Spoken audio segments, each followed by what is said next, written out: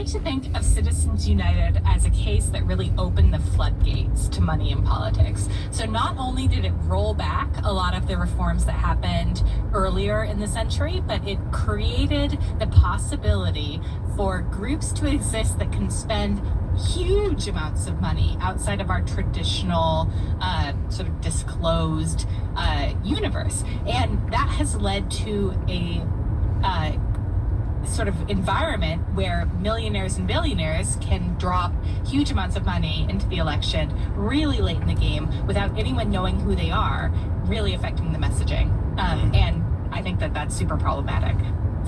Terry Goddard, you left office as in Arizona the year after Citizens United was ruled on by the Supreme Court. At that time, did you realize what effect it would have?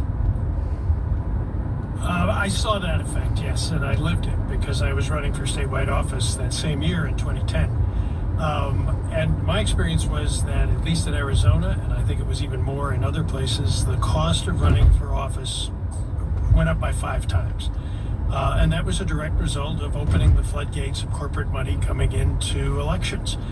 And the dark money phenomenon was what really got my attention, because in Arizona we sort of led the parade for anonymous, massive contributions trying to tip the scale one way or the other.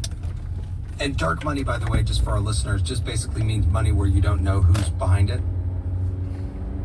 That's right. That's the money from people you can't see for laws you don't like.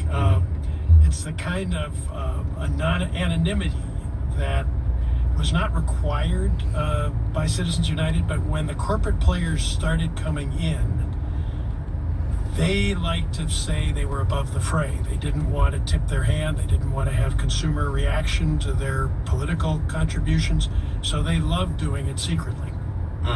Sarah, I have to say, even when the information is there, it's often very hard to follow the money in politics. What kind of a difference does it make, do you think, when voters have access to the information about who's funding what? There's some great political science research that says that people actually trust ads that are run by groups with names like Americans for a Better America than they do when they're run by ads by candidates. So